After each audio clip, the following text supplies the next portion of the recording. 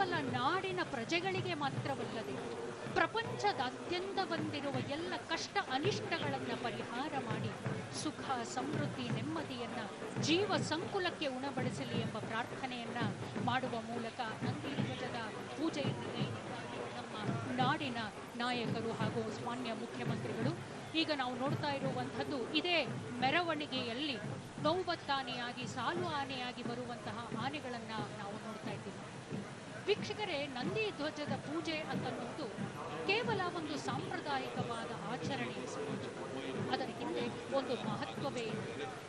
ಭರತ ತನ್ನ ನಾಟ್ಯಶಾಸ್ತ್ರದಲ್ಲಿ ಹೇಳ್ತಾನೆ, ಜರ್ಜರವೆಂಬ ಪೂಜೆಯನ್ನ ಮಾಡಿ ಯಾರು ತಾವು ನಾಟ್ಯ ರಂಗಕ್ಕೆ ಪಾದಾರ್ಪಣೆಯನ್ನ ಮಾಡ್ತಾರೋ ಅವರ ಕಾರ್ಯ ನಿರ್ವಿಘ್ನವಾಗಿ ನಡೆಯುತ್ತೆ.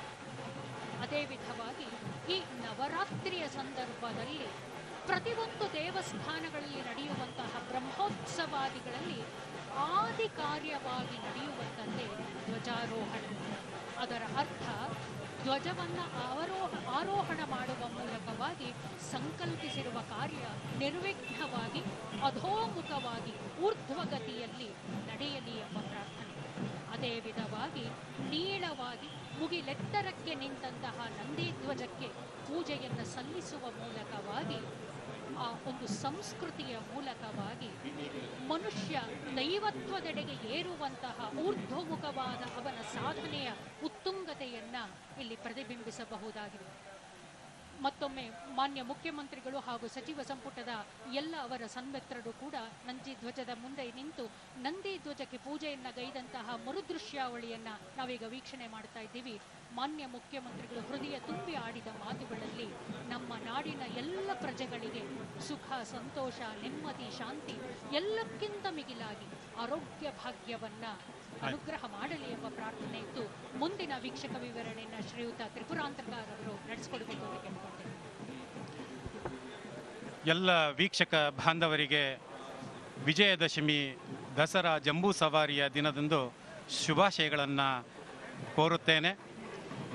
ಶಕ್ತಿ ದೇವತೆ ಚಾಮುಂಡಿ ಬೆಟ್ಟದ ಮಡಿಲಲ್ಲಿ 109 ವರ್ಷಗಳ ಹಿಂದೆ ಅಂದರೆ 1912ರಲ್ಲಿ ನಿರ್ಮಾಣಗೊಂಡ ಅಂಬಾವಿಲಾಸ ಅರಮನೆಯ ಸೊಬಗು ಇಂದಿಗೂ ಕಡಿಮೆಯಾಗಿದೆ.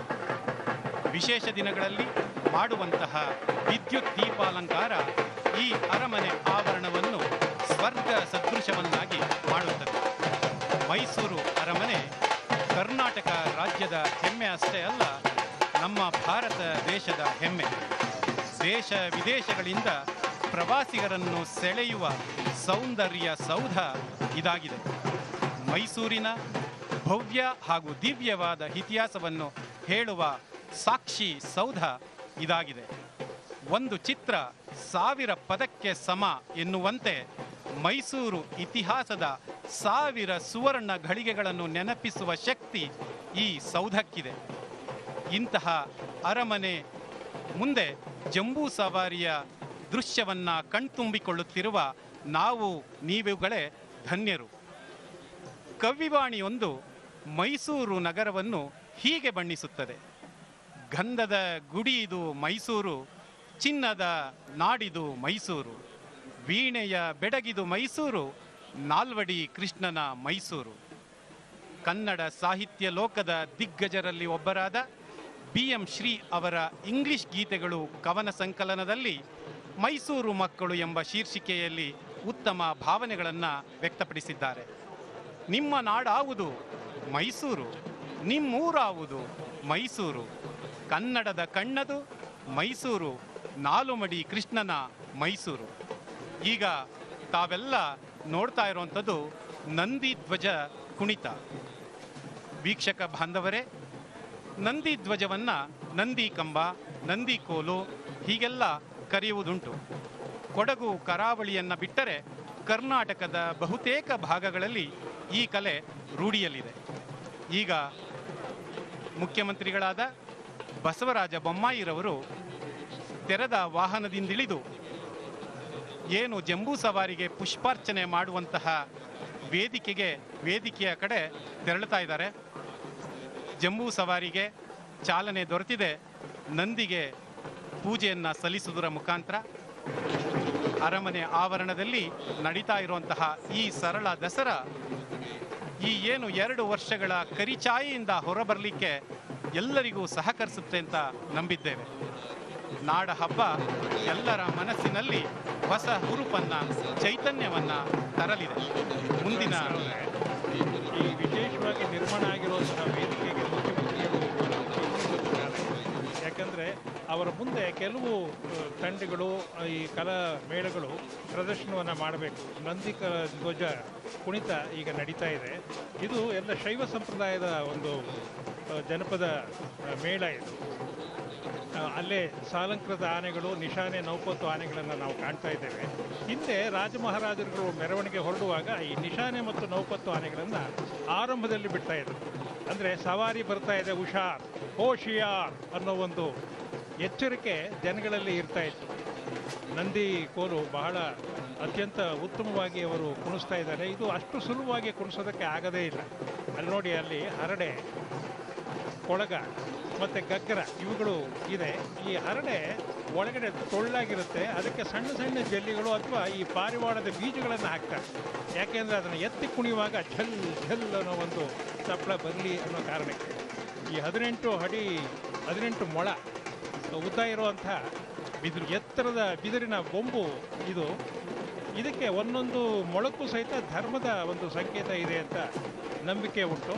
ಈಗ ಸಾಲಂಕೃತ ಆನೆಗಳು ಬರ್ತಾ ಇವೆ. ಈ ನಂದಿ ಧ್ವಜದ ಮೇಲ್ಭಾಗದಲ್ಲಿ ಕಳಸ ಇದೆ. ಅಲ್ಲಿ ಈ ರೇಷ್ಮೆ ಬಟ್ಟೆಗಳನ್ನು ಅಲ್ಲಿ ಇಳಿಬಿಟ್ಟಿದ್ದಾರೆ. ಅವೇ ಧ್ವಜ ಅವು. ಇದು ಝಲ್ ಝಲ್ ಅಂತ ಕುಣಿಸ್ಬೇಕಾದ್ರೆ ಒಬ್ಬನಿಂದ ಸಾಧ್ಯ ಆಗೋದಿಲ್ಲ. ಒಬ್ಬ ಮಾತ್ರ ಎತ್ತಿ ಕುಣಿಬಲ್ಲ. ಅದನ್ನು 2 ಹಗ್ಗಗಳಿಂದ ನಿರ್ಬಂಧಿಸಿ ಆ ಕಡೆ ಈ ಕಡೆ ಅವನ ಎಡಬಲ ಅಥವಾ ಹಿಂದೆ ಮುಂದೆ ಅನಿತ್ಯ ದೂರದಲ್ಲಿ ಜನ ನಿಂತು ಅದನ್ನು ಹತೋಟಿಯನ್ನು ತರ್ತಾ ಇರ್ತಾರೆ. ಇದು ನೋಡೋದಕ್ಕೆ ತುಂಬ ಅದ್ಭುತವಾಗಿ ಕಾಣಿಸ್ತಾ ಇದೆ. ಧನಂಜಯ ಸಾಲಾನೆಯಾಗಿ ಬರ್ತಾ ಇದ್ದಾನೆ. ಅವನು ಈ ಮೊದಲಿಗೆ ಈ ರಾಜಲಾಂಛನಗಳು ಇವುಗಳನ್ನೆಲ್ಲ ಇಟ್ಕೊಂಡು ಬರ್ತಾ ಇದ್ದಂಥ ಆನೆಗಳಿಗೆ ಈಗ ಧನಂಜಯನಿಗೆ ಏನು ಮಾಡಿದ್ದಾರೆ ಅಂದರೆ ಪೊಲೀಸಿನ ಒಂದು ಧ್ವಜವನ್ನು ಅಲ್ಲಿ ಹಾಕಿದ್ದಾರೆ. ಆ ನೀಲಿ ಧ್ವಜ ಇದೆಯಲ್ಲ, ಅದು ಪೊಲೀಸು ಆರಕ್ಷಕ ಇಲಾಖೆಗೆ ಸಂಬಂಧಪಟ್ಟಂಥ ಒಂದು ಧ್ವಜ. ಒಟ್ಟಿನಲ್ಲಿ ರಕ್ಷಣೆಗೆ ನಾವಿದ್ದೇವೆ ಅನ್ನುವಂಥದ್ದನ್ನು ಅಲ್ಲಿ ಸೂಚನೆ ಮಾಡಬೇಕು. ಈಗ ಅಲ್ಲಿ ಆನೆಗಳು ಸಾಲಾಗಿ ಬರೋದಕ್ಕೆ ಅನುಕೂಲ ಆಗೋ ರೀತಿಯಲ್ಲಿ ಮಾವುತರು ಆನೆಗಳಿಗೆ ಮಾತನ್ನು ಕೇಳಿಸ್ತಾ ಇದ್ದಾರೆ. ಅದರ ಮುಂದೆನೇ ವೀರಭದ್ರನ ಕುಣಿತವೂ ಸಹಿತ ನಮ್ಮ ಮುಂದೆ ಪ್ರಸ್ತಾಪವಾಗ್ತಾ ಇದೆ. ತ್ರಿಪುರಾಂತಿಕ ಅವರು ಹೇಳ್ತಾರೆ ಅಂತ ಕಾಣುತ್ತೆ. ವೀರಭದ್ರನ ಕುಣಿತ ಕರ್ನಾಟಕದ ಜನಪ್ರಿಯ ದೈವ ವೀರಭದ್ರರು, ಪ್ರಮುಖವಾಗಿ ಶೈವರ ಹಾಗೂ ವೀರಶೈವರ ಆರಾಧ್ಯ ಮೂರ್ತಿ. ದಕ್ಷ ಬ್ರಹ್ಮನಿಂದ ಅವಮಾನಿತಳಾದ ಗೌರಿಯು ಯಜ್ಞಕುಂಡಕ್ಕೆ ಹಾರಿ ಅಸುನೀಗ್ತಾಳೆ. ಗೌರಿಯ ಜೊತೆಗೆ ಬಂದಿದ್ದ ನಂದೀಶ್ವರನು ಶಿವನಿಗೆ ಈ ವಿಷಯವನ್ನು ತಿಳಿಸಿದಾಗ ಶಿವನು ಕೋಪದಿಂದ ತನ್ನ ಹಣೆಗಣ್ಣನ್ನು ತೆಗೆಯಲಾಗಿ ವೀರಭದ್ರನು ಜನಿಸಿದ ಎಂಬ ಕಥೆ ಇದೆ. ಅಂದರೆ ವೀರಭದ್ರನು ಶಿವನ ಮಾನಸ ಪುತ್ರನಾಗಿದ್ದಾನೆ. ಕಾಲಿಗೆ ಝಣಝಣಿಸುವ ಗೆಜ್ಜೆ, ಮೊಣಕಾಲಿಗೆ ಹಿತ್ತಾಳೆ ಗಗ್ಗರ, ನಡುವಿಗೆ ಬಿಗಿದ ವಸ್ತ್ರ, ಕಾಸೆ ಹಾಕಿದ ಕೆಂಪು ಪಂಚೆ, ಕೆಂಪು ಜುಬ್ಬ, ಎದೆಗೆ ರುದ್ರನ ಪ್ರತಿಮೆ, ಕೈಯಲ್ಲಿ ಜಳಪಿಸುವ ಕತ್ತಿ, ಹಿಂದಲೆಗೆ ಬಿಳಿ ಬಣ್ಣದ ಚೌಲಿ, ಹಣೆಗೆ ವಿಭೂತಿ, ಕಣ್ಣಿಗೆ ರೌದ್ರತೆಯನ್ನು ತುಂಬುವಂತಹ ಹುಬ್ಬಿಗೆ ಹಚ್ಚಿದ ಕೆಂಪು ಬಣ್ಣ, ಪೊದೆ ಮೀಸೆ, ಸಾಕ್ಷಾತ್ ವೀರಭದ್ರನ ಪುನರಾವತಾರ ಎಂಬಂತೆ ಆವೇಶದಿಂದ ಕತ್ತಿಯಿಂದ ಜಳಪಿಸುತ್ತಾ ಕುಣಿಯುವ ಕಲಾವಿದನು ಮಧ್ಯೆ ಆಂಗಿಕ ಅಭಿನಯದ ಮೂಲಕ ಶಿವ ಮತ್ತು ದಕ್ಷ ಬ್ರಹ್ಮರ ಬದ್ಧ ವೈರ, ದಕ್ಷ ಬ್ರಹ್ಮನ ಯಜ್ಞ ಹಾಗೂ ಈ ಎಲ್ಲ ಕಥೆಯನ್ನು ವೀರಾವೇಶದಿಂದ ಪ್ರಾಸಬದ್ಧವಾಗಿ ಭಾವಪೂರ್ಣವಾಗಿ ನಿರೂಪಿಸುತ್ತಾರೆ. ತಾವು ಈಗ ನಂದಿಧ್ವಜ ಕುಣಿತವನ್ನು ನೋಡ್ತಾ ಇದ್ದೀರಿ. ಈ ಭಾಗದ ನಂದಿಧ್ವಜ ಕುಣಿತ ಬಹಳ ಪ್ರಚಲಿತವಾಗಿದೆ. ಬಹಳ ಕಾಲದಿಂದಲೂ ರಾಜಪರಂಪರೆಯಲ್ಲಿ ಶಿವನ ವಾಹನವಾದ ನಂದಿಗೆ ಪ್ರಥಮವಾಗಿ ಪೂಜೆ ಸಲ್ಲಿಸುವುದು ವಾಡಿಕೆ. ನಂದಿಧ್ವಜ ಕುಣಿತವನ್ನು ವೀಕ್ಷಕರೆಲ್ಲ ನೋಡ್ತಾ ಇದ್ದೀರಿ ಅರಮನೆಯ ಆವರಣದಲ್ಲಿ. ಈಗ ಆನೆಗಳು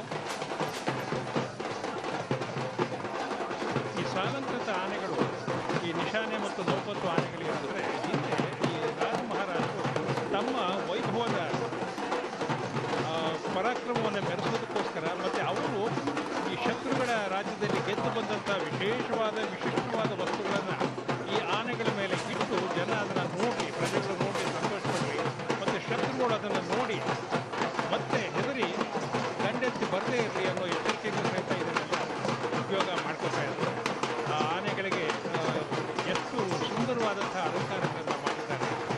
ಇದಕ್ಕೆ ಯಾವುದೇ ರಾಸಾಯನಿಕ ಲೇಪಗಳನ್ನು ಅವರು ಬಳಸೋದಿಲ್ಲ. ನೈಸರ್ಗಿಕವಾಗಿ ಬರ್ತಕ್ಕಂತಹ ಈ ಹೂವು, ಬಳ್ಳಿ, ಗೆಡ್ಡೆ ಮತ್ತು ಪುಷ್ಪರಾಗ ಇವುಗಳಿಂದ ಬಣ್ಣಗಳನ್ನು ಮಾಡಿಕೊಟ್ಟು ಅವುಗಳಿಗೆ ವಿಧವಿಧವಾದಂತಹ ಆನಂದಕರವಾದಂತಹ ನೋಡೋದಕ್ಕೆ ಕಣ್ಮನ ತಳೆಯುವಂತಹ ಒಂದು ಸೌಂದರ್ಯ ಹೆಚ್ಚಿಸುವ ಹಾಗೆ ಅದರ ಮೇಲೆ ಚಿತ್ತಾರಗಳನ್ನು ಮೂಡಿಸಿರ್ತಾರೆ. ಆ ಆನೆಗಳ ಮೇಲೆ ಈ ನೋಡಿ ಆ ಮುಖಸಿರಿ, ಆ ಗೊಂಡೆ, ಇವು ಹಿತ್ತಾಳೆ, ಅದಕ್ಕೆ ಚಿನ್ನದ ಲೇಪನ ಸಹಿತ ಮಾಡಿದ್ದಾರೆ. ಬೆನ್ನಿನ ಮೇಲೆ ರೇಷ್ಮೆಯ ಹೊದಿಕೆಯನ್ನು ಹೊದಿಸಿದ್ದಾರೆ. ಮಾವುತರು ವಿರಾಜಮಾನರಾಗಿ ಕೂತ್ಕೊಂಡು ಆ ಆನೆಗಳನ್ನು ನಡೆಸ್ಕೊಂಡು ಬರೋದಕ್ಕೆ ಮಾಡಿದ್ದಾರೆ. ಈ ಬಾರಿ ಏನಂತ ಹೆಚ್ಚು ಗದ್ದಲ ಇಲ್ಲದೆ ಇರೋದ್ರಿಂದ ಸರಾಗವಾಗಿ ನಿಧಾನವಾಗಿ ಮೆರವಣಿಗೆ ಹೋಗಲಿ ಅನ್ನೋ ಕಾರಣಕ್ಕೆ ಅಲ್ಲೇ ಕಲಾವಿದರು ಪ್ರಸ್ತುತಿಯನ್ನು ಹೊಡಿಸ್ತಾ ಇದ್ದಾರೆ. ಈ ವೀರಭದ್ರನ ಏನು ಈ ಕುಣಿತ ಇದೆಯಲ್ಲ, ಇವೆಲ್ಲ ಶಿವಪುರಾಣವನ್ನು ಹೇಳೋದಕ್ಕೋಸ್ಕರವಾಗಿ ಉಟ್ಕೊಂಡಿರುವಂತಹ ಒಂದು ಕಲೆಗಳಿವು. ಈಗ ನಮ್ಮ ಮುಂದೆ ಮುಂದಿನ ವೀಕ್ಷಕ ವಿವರಣೆಯನ್ನು ದೀಪಿಕಾ ಅವರು ಹೇಳ್ತಾರೆ.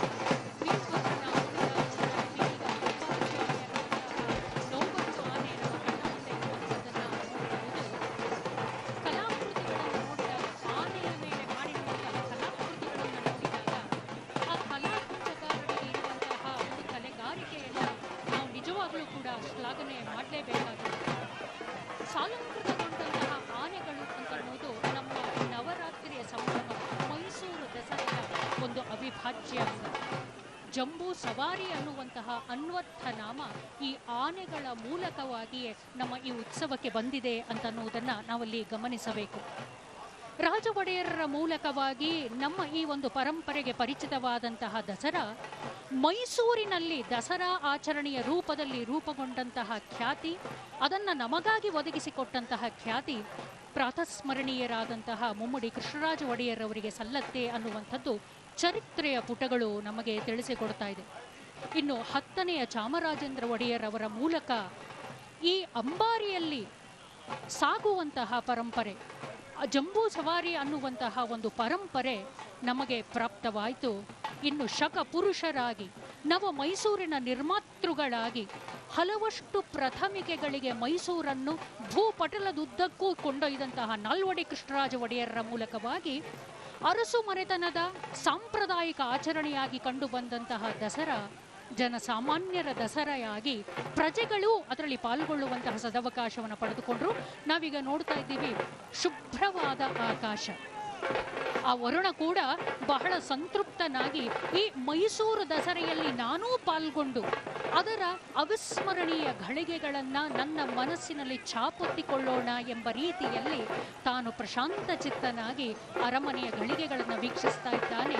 ಸಾಲು ಆನೆ, 90 ಆನೆಗಳು ಮುಂದೆ ಮುಂದೆ ಸಾಗುವ ಮೂಲಕವಾಗಿ ಬಹಳಷ್ಟು ಹೊತ್ತಿನಿಂದ ಕಾದು ಕುಳಿತಿರುವಂತಹ ಸಹೃದಯರಿಗೆ, ಕಲಾಭಿಮಾನಿಗಳಿಗೆ, ಸಾತ್ವಿಕ ಸಮುದಾಯಕ್ಕೆ ಇನ್ನೇನು ಜಂಬೂ ಸವಾರಿಯ ಕ್ಷಣಗಣನೆ ಆರಂಭವಾಗಿದ್ದು ತಾಯಿ ಅಮ್ಮನವರ ದರ್ಶನ ಭಾಗ್ಯವನ್ನು ಪಡೆಯಲಿದ್ದೀರಿ ಅನ್ನುವಂತಹ ನಿಶಾನೆಯನ್ನ, ಸೂಚನೆಯನ್ನ ನಮಗೆ ಕೊಡ್ತಾ ಇದೆ.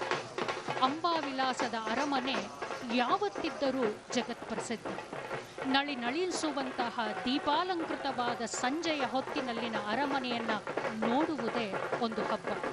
ಸರಿಸುಮಾರು 97,000 ವಿದ್ಯುತ್ ಅಲಂಕಾರಗಳನ್ನ ನೋಡುವ ಬಲ್ಬ್ಗಳನ್ನ ನೋಡ್ತೀವಿ. ಇಲ್ಲಿ ಈಗ ನಾಗಸ್ವರವನ್ನ ನೋಡ್ತಾ ಇದ್ದೀವಿ. ನಾದಸ್ವರ ಅಥವಾ ನಾಗಸ್ವರ ಎಂಬ ಹೆಸರಿನಿಂದ ಕರೆಯಲ್ಪಡುವಂತಹ ಸುಷಿರವಾದ್ಯ ಇದು. ಅರ್ಥಾತ್ ಗಾಳಿಯನ್ನು ಊದುವ ಮೂಲಕವಾಗಿ ಶಬ್ದವನ್ನು ಉತ್ಪನ್ನ ಮಾಡುವಂತಹ ವಾದ್ಯ ಇದು. ದಕ್ಷಿಣ ಭಾರತದ ಪರಂಪರೆಯಲ್ಲಿ ಯಾವುದೇ ಮಂಗಳ ಮಹೋತ್ಸವ, ಮದುವೆ, ಮುಂಜಿ, ದೇವತಾ ಕಾರ್ಯಗಳು, ಧಾರ್ಮಿಕವಾದಂತಹ ಮಂಗಳ ಕಾರ್ಯಕ್ರಮಗಳಾಗುವಾಗಲೆಲ್ಲ ನಾಗಸ್ವರ ಮತ್ತು ತವಿಲ್ ಅನ್ನುವಂತಹ ಆ ಅವನದ್ದ ವಾದ್ಯದ ಜೋಡಿ ಇಲ್ಲದೆ ನಾಂದಿ ಪೂಜೆ ಸಾಧ್ಯವೇ ಇಲ್ಲ. ಇಲ್ಲಿ ಕೂಡ ಹಲವಷ್ಟು ಮಂದಿ ಕಲಾ ತಂಡದ ಪ್ರಸ್ತುತಿಯನ್ನು ಪಡಿಸ್ತಾ ಇರುವಂಥದ್ದನ್ನು ನೋಡ್ತೇವೆ.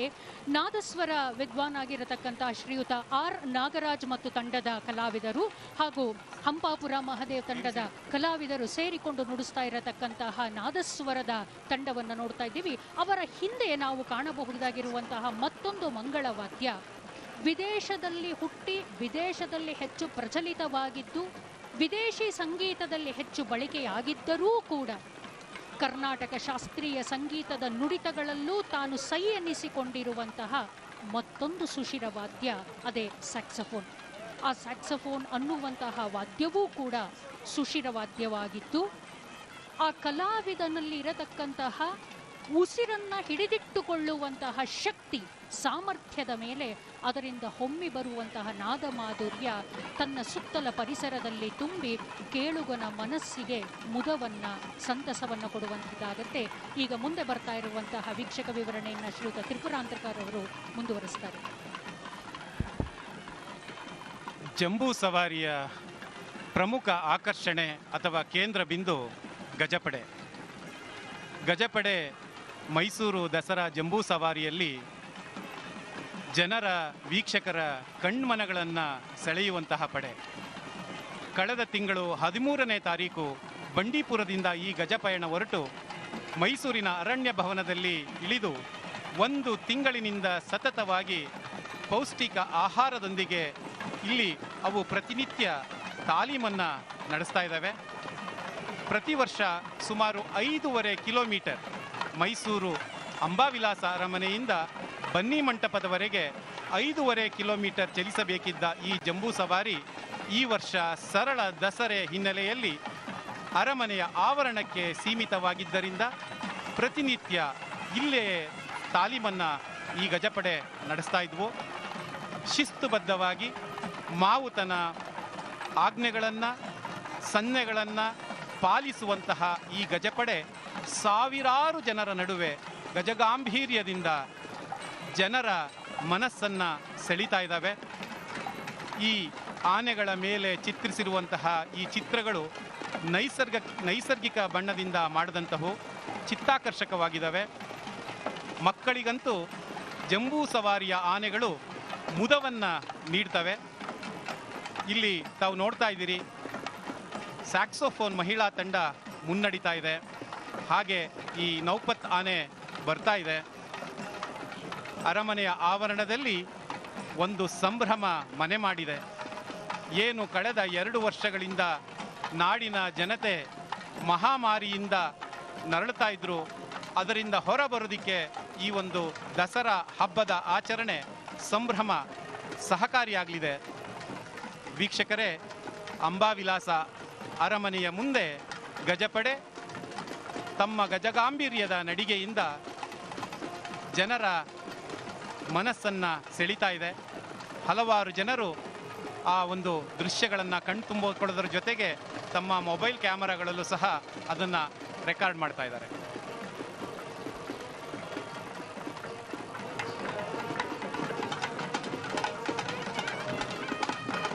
ಅರಮನೆಯ ಹಿನ್ನೆಲೆಯಲ್ಲಿ ದಸರಾ ಆನೆಗಳು ನಡ್ಕೊಂಡು ಹೋಗ್ತಾ ಇರೋ ವೈಭವ ನೋಡೋದಕ್ಕೆ 2 ಕಣ್ಣು ಸಹಿತ ಸಾಲೋದಿಲ್ಲ. ಅದಕ್ಕೆ ನೋಡಿದ್ರೆ ನೋಡಬೇಕು, ದಸರಾ ಆ ವೈಭವನ ಅಂತ ಜನ ಹೇಳ್ತಾರೆ. ಈ ಸಂದರ್ಭದಲ್ಲಿ ನಾವು ಈ ಯದುವಂಶದ ಅರಸರನ್ನು ನಾವು ನೆನೆಸ್ಕೊಳ್ಳೋದು ತುಂಬ ಸೂಕ್ತ ಅಂತ ಅನಿಸುತ್ತೆ. ಕ್ರಿಸ್ತಶಕ 1399ರಲ್ಲಿ ಕೇವಲ 33 ಹಳ್ಳಿಗಳ ಇರುವಂಥ ಒಂದು ಚಿಕ್ಕ ಪಾಳೆಗಾರಿಕೆಯಿಂದ ಆರಂಭವಾದಂಥ ಈ ಯದುವಂಶ ಸುಮಾರು 548 ವರ್ಷಗಳು ಸುದೀರ್ಘವಾಗಿ ಆಡಳಿತವನ್ನು ನಡೆಸಿದ್ವು. ಇಷ್ಟು ಹೆಚ್ಚು ಆಡಳಿತವನ್ನು ನಡೆಸಿದಂತಹ ಅರಸೊತ್ತಿಗೆ ಇನ್ಯಾವುದು ಇಲ್ಲ ಅಂತ ಹೇಳ್ತಾರೆ. ಈಗ ನಮ್ಮ ಮುಂದೆ ಒಂದು ಸ್ತಬ್ಧ ಚಿತ್ರ ಬರ್ತಾ ಇದೆ, ಅಮೃತ ವರ್ಷ ಸ್ತಬ್ಧ ಚಿತ್ರ. ನಮ್ಮ ದೇಶ ಸ್ವಾತಂತ್ರ್ಯಗೊಂಡ 75ನೇ ವರ್ಷದ ಆಚರಣೆ, ಅರ್ಥಾತ್ ಅಮೃತ ಮಹೋತ್ಸವದ ಆಚರಣೆಯನ್ನು ಸಾಂಕೇತಿಕವಾಗಿ ಈ ಸ್ತಬ್ಧ ಚಿತ್ರ ತಿಳಿಸ್ತಾ ಇದೆ. ಮುಂಭಾಗದಲ್ಲಿ ರಾಷ್ಟ್ರಪಿತ ಮಹಾತ್ಮ ಗಾಂಧೀಜಿಯವರ ಪುತ್ಥಳಿಯನ್ನು ನಾವು ಕಾಣಬಹುದಾಗಿದೆ.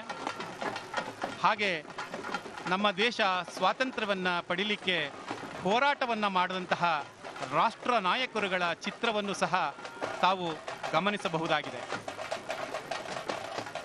ಅಂಬಾವಿಲಾಸ ಅರಮನೆಯ ಮುಂದೆ ಈ ವರ್ಷ ವಿಶೇಷ ಆಚರಣೆ ಅದೇನೆಂದರೆ ಸ್ವಾತಂತ್ರ್ಯ ಮಹೋತ್ಸವದ ಅಮೃತ ಮಹೋತ್ಸವ. ಈ ಒಂದು ಅಮೃತ ಘಳಿಗೆಯಲ್ಲಿ ಸ್ವಾತಂತ್ರ್ಯ ನಾಯಕರನ್ನ ನೆನೆಯುವಂತಹ ಈ ಸ್ತಬ್ಧ ಚಿತ್ರ ನಿಜಕ್ಕೂ ಅರ್ಥಪೂರ್ಣವಾಗಿದೆ, ಸಕಾಲಿಕವಾಗಿದೆ. ತಾವು ಗಮನಿಸ್ತಾ ಇದ್ದೀರಿ, ಇಲ್ಲಿ ಈ ಒಂದು ಸ್ತಬ್ಧ ಚಿತ್ರದಲ್ಲಿ 1930ರ ಉಪ್ಪಿನ ಸತ್ಯಾಗ್ರಹವನ್ನು ಬಿಂಬಿಸುವಂತಹ 2D ಚಿತ್ರವನ್ನು ನಿರ್ಮಿಸಿದ್ದಾರೆ. ಹಾಗೆ ಕರ್ನಾಟಕದ ಮೈಸೂರು ಬೆಂಗಳೂರು ಹೆದ್ದಾರಿಯಲ್ಲಿರುವ ಮದ್ದೂರು ಪಟ್ಟಣದ ಶಿವಪುರದಲ್ಲಿ 1979ರಲ್ಲಿ ನಿರ್ಮಿಸಿರುವ ಸತ್ಯಾಗ್ರಹ ಸೌಧದ ಚಿತ್ರವೂ ಸಹ ಇದೆ. 1938ರಲ್ಲಿ ಸ್ವಾತಂತ್ರ್ಯ ಹೋರಾಟಗಾರರು ರಾಷ್ಟ್ರಧ್ವಜವನ್ನು ಶಿವಪುರದಲ್ಲಿ ಆರೋಹಣ ಮಾಡಿದ ಕುರುಹಾಗಿ ಈ ಸೌಧವನ್ನು ನಿರ್ಮಿಸಲಾಗಿದೆ. ಈ ಒಂದು ಸ್ತಬ್ಧ ಚಿತ್ರದಲ್ಲಿ ಕೇವಲ ಈ ಶಕ್ತಿ ಸೌಧ ಅಥವಾ ಏನು ಶಿವಪುರದ ಸೌಧ ಹಾಗೆ ಉಪ್ಪಿನ ಸತ್ಯಾಗ್ರಹ ಅಷ್ಟೇ ಅಲ್ಲ, ರಾಷ್ಟ್ರ ನಾಯಕರುಗಳಾದಂತಹ ನೆಹರೂರವರು, ಅಂಬೇಡ್ಕರ್ರವರು, ಸುಭಾಷ್ ಚಂದ್ರ ಬೋಸ್ರವರು, ಸರ್ದಾರ್ ವಲ್ಲಭಭಾಯ್ ಪಟೇಲ್ರವರು, ಗೋಪಾಲಕೃಷ್ಣ ಗೋಖಲೆರವರು, ಹೀಗೆ ಹಲವಾರು ಸ್ವಾತಂತ್ರ್ಯ ನಾಯಕರ ಚಿತ್ರಗಳನ್ನು ಇಲ್ಲಿ ಬಿಂಬಿಸಿದ್ದಾರೆ. ಇಲ್ಲಿ ಸ್ವತಂತ್ರ ಸೇನಾನಿಯನ್ನು ಸಹ ತಾವು ಕಾಣಬಹುದಾಗಿದೆ. ಇದರ ಮುಂದೆ ಈ ಕಂಸಾಳೆಯ ಕಲಾವಿದರು ತಮ್ಮ ಚಾಕಚಕ್ಯತೆಯಿಂದ ತಮ್ಮ ಕಲೆಯ ಪ್ರದರ್ಶನವನ್ನು ಮಾಡ್ತಾ ಇದ್ದಾರೆ. ಇದು ಬೀಸು ಕಂಸಾಳೆ. ಆರಂಭದಲ್ಲಿ ಕೇವಲ 3 ಜನರಿಂದ ಆರಂಭವಾಗ್ತಾ ಇತ್ತು ಈ ಕಂಸಾಳೆ ಪದ. ತಂದನ್ನ ತಾನಾನ ತಂದನಾನ ತಾನಾನ ಈ ರೀತಿ ಹಾಡಿಕೊಂಡು ಅವರು ಮಲೆ ಮಹದೇಶ್ವರನಿಗೆ ಸಂಬಂಧಪಟ್ಟಂಥ ಹಲವಾರು ಮಹಿಮೆಗಳನ್ನು, ಕಥೆಗಳನ್ನು, ಉಪಕಥೆಗಳನ್ನು ಇವುಗಳನ್ನೆಲ್ಲ ಹೇಳ್ತಾ ಇದ್ರು. ನಂತರದ ದಿವಸಗಳಲ್ಲಿ ಇದಕ್ಕೆ ಹೆಚ್ಚು ಮುಂದುವರಿಕೆ ಮತ್ತು ಹೊಸ ಹೊಸ ಆವಿಷ್ಕಾರಗಳನ್ನು ತೊಡಸ್ಕೊಂಡು ಈ ಬೀಸು ಕಂಸಾಳೆ ಮತ್ತು ಕುಣಿದು ನೆಗೆದು ಜಿಗಿದು ಹಾಡುವಂತಹ ಹಲವಾರು ವಿಶೇಷತೆಗಳನ್ನು ಅವರು ಬೆರೆಸ್ಕೊಂಡ್ರು. ಮತ್ತು ಈ ವೀರಭದ್ರನ ಕಲಾವಿದರನ್ನು ನಾವು ಕಾಣ್ತಾ ಇದ್ದೇವೆ. ಅದರ ಹಿಂಬದಿಯಲ್ಲಿ ಅಮೃತ ಮಹೋತ್ಸವದ ಸ್ತಬ್ಧ ಚಿತ್ರವಿತ್ತು. ಈ ಕಂಸಾಳೆಯನ್ನು ಈಗಾಗಲೇ ಮುಂದಕ್ಕೆ ಹೋಗಿ ನೀವು ಅಂತ ಹೇಳ್ತಿದ್ದಾರೆ. ಅಷ್ಟರಲ್ಲೇ ಜಿಗಿದು ಒಂದು ವೃತ್ತಾಕಾರದಲ್ಲಿ ಕಲಾವಿದರು ಬೀಸು ಕಂಸಾಳೆಯನ್ನು ಬೀಸ್ತಾ ಇರೋದನ್ನು ನಾವು ನೋಡಬಹುದು. ಇದು ಪದ ಮತ್ತು ಪದ್ಯಗಳಲ್ಲೂ ಸಹಿತ, ಕಾವ್ಯಗಳಲ್ಲೂ ಸಹಿತ ಇದೆ. ಈಗ ಮಾನವ ನಿರ್ಮಿತ ಪಿರಮಿಡ್ಗಳನ್ನು ಅವರು ನಿರ್ಮಾಣ ಮಾಡಿ ಅಲ್ಲೇ ಆ ಬೆನ್ನಿನ ಮೇಲೆ ಒಬ್ಬ ಕಲಾವಿದ ನಿಂತು ಬೀಸು ಕಂಸಾಳೆಯಿಂದ ಯಾವುದೇ ಲಯ ಶ್ರುತಿ ತಪ್ಪದ ಹಾಗೆ ಹಾಕಿ ನಂತರ ಅಲ್ಲಿಂದ ಜಿಗಿದು ಕುಳಿತು ನೆಗೆದು ಆಡ್ತಾ ಇರ್ತಕ್ಕಂಥ ವಿವಿಧ ವಿನೋದ ಭಂಗಿಗಳನ್ನು ನಾವು ನೋಡಬಹುದು. ಇವುಗಳು ಒಂದು ಕತೆಗಳ ರೀತಿಯಲ್ಲೂ ಇರುತ್ತೆ. ಇದು ಕೇಳು ನನ್ನ ತಂಗಿ ಉತ್ನಳ್ಳಿ ಮಾರವ್ವ, ನಿನ್ನ ಭಾವನಾದ ನಂಜುಂಡೇಶ್ವರನು ಬರಲಿಲ್ಲ ನನ್ನ ತಂಗಿ ಅಂತ ಹೇಳ್ತಾ ಆತ ಪರಸ್ತ್ರೀಯರ ನಂಜುಂಡೇಶ್ವರ ಅವರ ಸಂಘದಲ್ಲಿದ್ದಾನೆ ಅನ್ನೋ ಕಾರಣಕ್ಕೋಸ್ಕರ ಅವಳಿಗೆ ಸಿಟ್ಟು ಬಂದು ಹೇಳ್ತಾಳೆ, ಹಾವಾದ್ರೂ ಕಚ್ಚಬಾರ್ದ, ಚೇಳಾದ್ರೂ ಕುಟಕಬಾರ್ದ, ನಾಕಾರ ಜರ ಬಂದು ನರಳಾಡಿ ಸಾಯಬಾರ್ದ, ಅವ್ವ ಅವನ ಇಷ್ಟೊಡೆಯ ಬರಲಿಲ್ಲ ತಂಗ್ಯವ್ವ ತಂದನ್ನತ್ತಾನಾನ ತಂದನ್ನತ್ತಾನಾನ ತಂದನಾನ ತಾನಾನ. ಈ ರೀತಿ ಸುಶ್ರಾವ್ಯವಾಗಿ ಹಾಡ್ತಾ ಜನಗಳ ಮನರಂಜನೆಯನ್ನು ಸಹಿತ ಇಟ್ಕೊಂಡು ಅವರ ಗಮನ ಇನ್ನೆಲ್ಲೂ ಹೋಗದ ಹಾಗೆ ಈ ರಾತ್ರೋರಾತ್ರಿ ಈ ಜನಪದ ಉತ್ಸವವನ್ನು ಅವರು ಮೆರೆಸ್ತಾ ಇದ್ದರು. ಅಂತಹ ಶಕ್ತಿ, ಒಂದು ಚುಂಬಕ ಶಕ್ತಿ ಈ ಕಂಸಾಳೆಯಲ್ಲಿ ಇದೆ. ಜನಪದ ಕಲೆಗಳು ಅಂತ ಹೇಳುವಾಗ ಲೋಕಧರ್ಮಿ ಅಥವಾ ನಾಟ್ಯಧರ್ಮಿ ಅಂತ ಏನು ಭರತ ತನ್ನ ನಾಟ್ಯಶಾಸ್ತ್ರದಲ್ಲಿ ಹೇಳ್ತಾನೆ, ಅದು ಗಮನಕ್ಕೆ ಬರುವಂತಹ ಅಂಶವೇ. ಜನಪದ ಕಲೆಗಳೂ ಕೂಡ ಪುರಾಣ ಪ್ರಸಿದ್ಧವಾದ ಹಲವಷ್ಟು ಪ್ರಸಂಗಗಳನ್ನು ಆಧಾರವನ್ನಾಗಿಟ್ಟುಕೊಂಡು ತಾವು ತಮ್ಮ ಒಂದು ಉತ್ಪತ್ತಿಯನ್ನು ಹೊಂದಿರುವುದನ್ನು ಕಾಣಬಹುದು.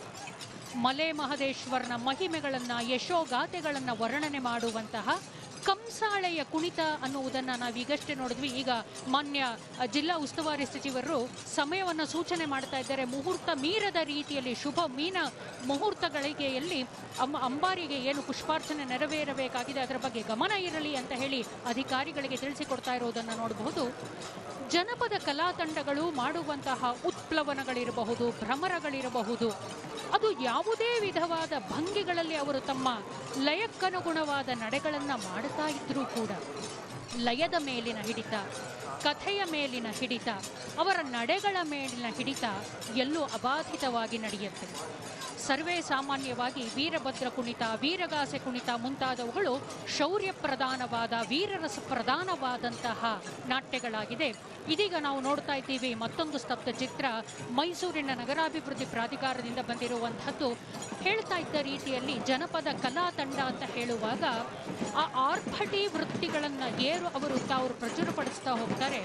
ಆ ಮೂಲಕವಾಗಿ ಆ ಜನಪದ ನೃತ್ಯಗಳ ಉತ್ಪತ್ತಿಗೆ ಮೂಲ ಕಾರಣವಾದ ಪೌರಾಣಿಕ ಹಿನ್ನೆಲೆ ಏನಿದೆ ಅದರ ರಸಾಭಿವ್ಯಕ್ತ ಆಗುವುದನ್ನು ನಾವು ಕಾಣಬಹುದಾಗಿದೆ. ಆ ಕುಣಿತಕ್ಕೆ ಅನುಗುಣವಾದಂತಹ ವರ್ಣಸಜ್ಜಿಕೆ, ವಸ್ತ್ರ ವಿನ್ಯಾಸ, ಅವರು ಹಿಡಿಯತಕ್ಕಂತಹ ಆಯುಧಗಳು ಅಥವಾ ಅಲಂಕರಿಸಿಕೊಳ್ಳುವಂತಹ ಭೂಷಣಪ್ರಾಯವಾದ ಆಭರಣಗಳು, ಆ ಆಹಾರ್ಯವೂ ಕೂಡ ಅವರೊಳಗಿನ ರಸಾಭಿವ್ಯಕ್ತಿಗೆ ಬಹಳ ಪ್ರಾಶಸ್ತ್ಯವನ್ನು ಕೊಡುತ್ತೆ ಅನ್ನೋದನ್ನು ಕೂಡ ನಾವಿಲ್ಲಿ ಗಮನಿಸಬಹುದಾಗಿದೆ. ಭಾರತ ಸ್ವಾತಂತ್ರ್ಯದ 75ನೇ ವರ್ಷದ ಸಂಸ್ಮರಣೋತ್ಸವವಾಗಿ ಹಮ್ಮಿಕೊಂಡು ನಿರ್ಮಾಣ ಮಾಡಲಾಗಿರುವಂತಹ ಸ್ತಬ್ಧ ಚಿತ್ರವನ್ನು ನಾವು ನೋಡ್ತಾ ಇದ್ದೀವಿ. ಒಂದು ಕಡೆ ಚಾಮುಂಡೇಶ್ವರಿ ಬೆಟ್ಟದ ಮೇಲೆ ನಿಂತು ಅಂಬಾವಿಲಾಸದ ಅಂಗಳದಲ್ಲಿ ಆಗತಾ ಇರುವಂತಹ ಈ ಜಂಬೂ ಸವಾರಿಯನ್ನು ಆಕೆ ಕೂಡ ವೀಕ್ಷಣೆ ಮಾಡ್ತಾ ಇದ್ರೆ, ಇನ್ನೊಂದು ರೂಪದಲ್ಲಿ ನೆರೆದಿರುವ ಪ್ರತಿ ಜೀವಿಯ ಹೃದಯದ ಒಳಗೆ ತಾನು ನೆಲೆಸಿಕೊಂಡು ಇಲ್ಲಿ ಗಮನಿಸ್ತಾ ಇದ್ದಾಳೆ. ಮುಂದೆ ಬರತಕ್ಕಂತಹ ವೀಕ್ಷಕ ವಿವರಣೆಯನ್ನು ಶ್ರೀಯುತ ತ್ರಿಪುರಾಂತಕಾರ್ ಅವರು ಮುಂದುವರಿಸ್ತಾರೆ. ಬಹುಮಹಡಿ ಕಟ್ಟಡ ಗುಂಪು ವಸತಿ ಯೋಜನೆ ಇದು ಮುಂದಿನ ಸ್ತಬ್ಧ ಚಿತ್ರ. ಮೈಸೂರು ನಗರಾಭಿವೃದ್ಧಿ ಪ್ರಾಧಿಕಾರದ ಮಹತ್ವಾಕಾಂಕ್ಷೆಯ ಯೋಜನೆ ಇದಾಗಿದೆ.